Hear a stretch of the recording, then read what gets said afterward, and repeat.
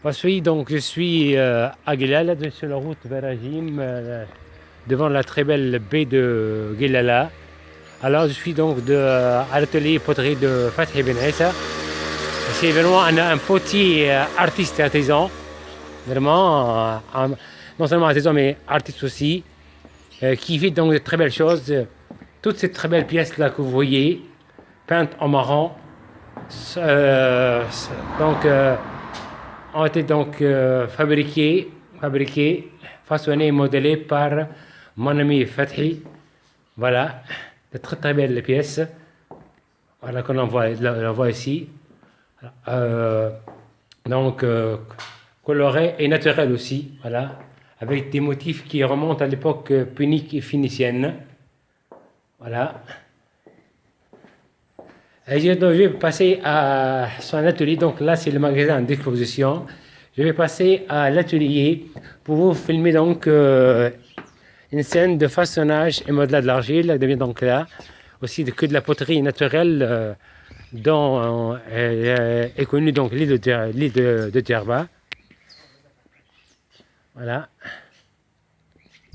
Je me promène donc encore chez Fathi. Alors justement, le travail de l'argile passe par plusieurs étapes. L'étape la plus difficile étant l'étape de la préparation de l'argile. Il faut d'abord aller chercher l'argile dans les galeries creusées dans les falaises avoisinant donc le village de Guelala. Les mots d'argile donc seront entassés, puis par la suite mis dans un bassin. Voilà, donc dans un bassin. L'argile donc sera foulée, pétrie avec de l'eau pour obtenir donc de la pâte. Puis avec la pâte, on commence à façonner et modeler la jarre, la cruche aux gargoulettes ou autres ustensiles de cuisine. Après donc l'étape de façonnage, de modelage que je vais donc filmer, on laisse sécher l'argile pendant donc 3 à 4 semaines bien à l'ombre là. Puis là on passe à l'étape de la cuisson. Justement là, devant moi, c'est le four traditionnel de Guelala. Voilà. C'est dans ce four-là que l'on place les pièces façonnées et modelées. Le four que je vais filmer d'en bas, justement, voilà, c'est le four traditionnel, le four à cuisson de la poterie. Alors, c'est d'ici qu'on place justement, par ces deux trous-là, on place justement les troncs, voilà, comme vous voyez là, les troncs sèches de palmier pour chauffer le four et pour faire cuire la poterie. Voilà. Le toit donc derrière est fait en tronc de palmier. Voilà. Je continue. Les grands amphores qui servaient pour le stockage de l'huile d'olive, des céréales, notamment de blé, de l'orge. Voilà. Les grandes jarres, les grandes cagoulettes. Voilà.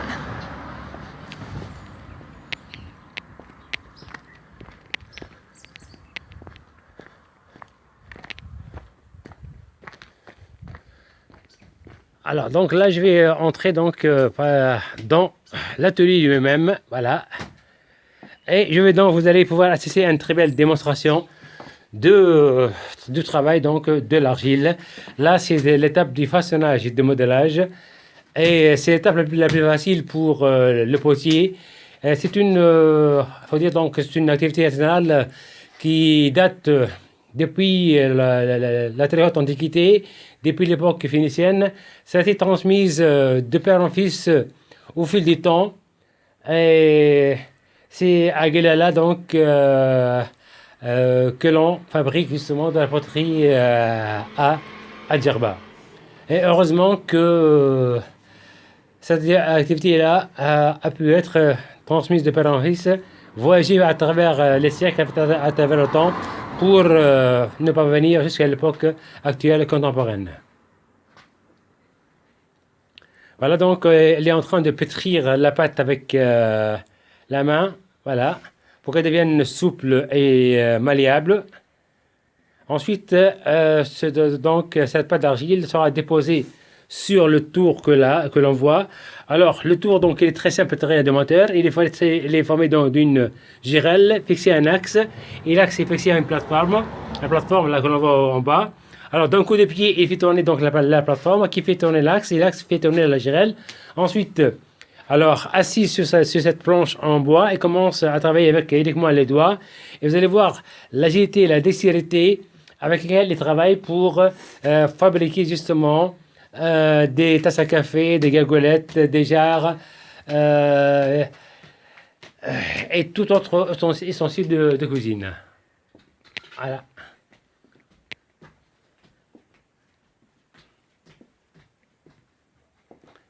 Toutes ces belles pièces donc ont été fabriquées par Fatih et son fils là, qui je viens de filmer en train de pétrir la pâte d'argile à la main. Voilà, la poterie qui est en train de sécher là. Voilà, la poterie qui est en train de sécher à l'ombre. Donc on la fait toujours sécher à l'ombre, jamais au soleil pour qu'elle ne se casse pas. Après le séchage, on passe à la cuisson dont j'ai parlé tout à l'heure. Voilà. Alors, notre donc jeune potier, maintenant, il passe autour, là, il est bien assis. Alors, il fait tourner donc justement la plateforme qui fait tourner l'axe et l'axe fait tourner la gérelle. Alors, il va déposer la pâte d'argile sur la gérelle et vous allez voir donc comment il travaille et avec quelle facilité il travaille. Voilà. J'observe le silence, je vous laisse regarder.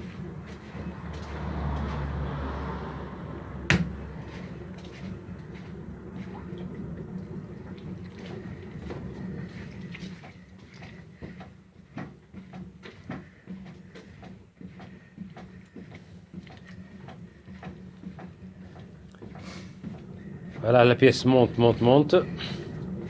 Il lui imprime la forme qu'il veut. Et vous allez voir donc que la pièce change de forme d'une seconde à l'autre là.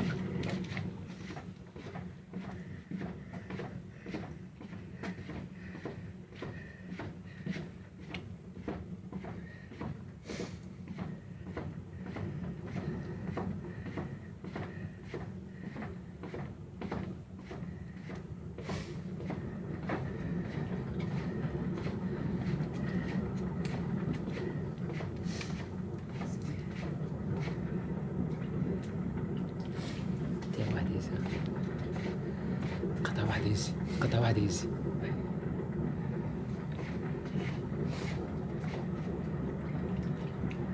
Voilà, façonnage modelage.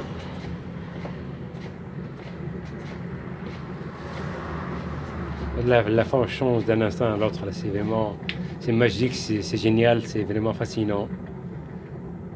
J'ai du mal à imaginer ce que c'est en train de faire, tellement la forme change d'un instant à l'autre. Là, c'est l'aspect d'un petit pot.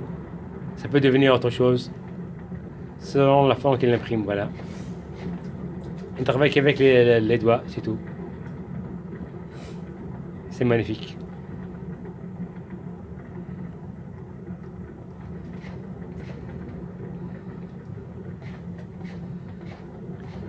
Alors, Adjaba, Agalala, Inch'Allah Daras, Fatih Benessa, c'est vraiment le potier artiste. C'est pas donc de la faïence ou bien de la céramique de la bonne, non. C'est de la poterie naturelle de Djerba. C'est un art purement djerbien.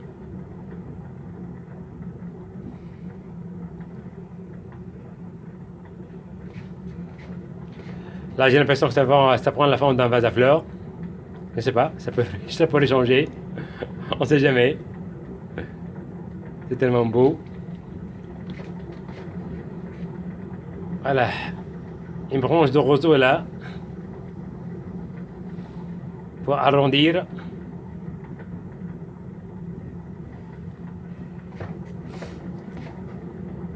J'ai l'impression que ça va être un vase là.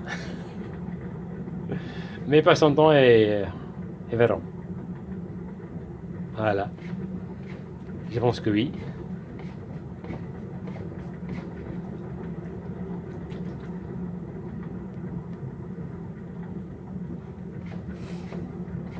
Ouais, c'est un joli vase à fleurs.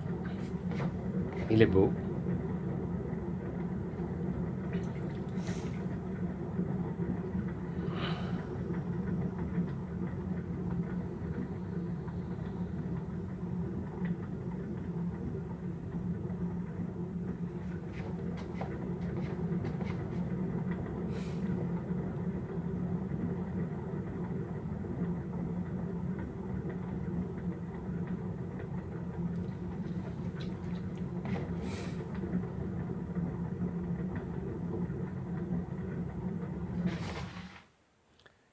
Voilà.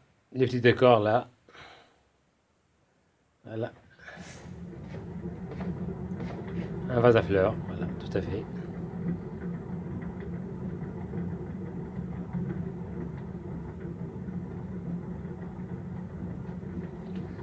Vous allez voir le fil à couper le beurre, donc avec lequel il va couper la pièce, voilà. Là, voilà. Et bravo, la pièce, elle est faite là, en quelques secondes. Bravo, bravo, bravo. Voilà, donc maintenant je retrouve la boutique, justement. Voilà. Et maintenant, c'est un très beau bougeoir, des lampes à huile.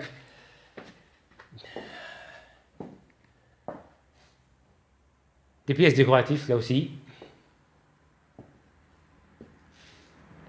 Service de thé.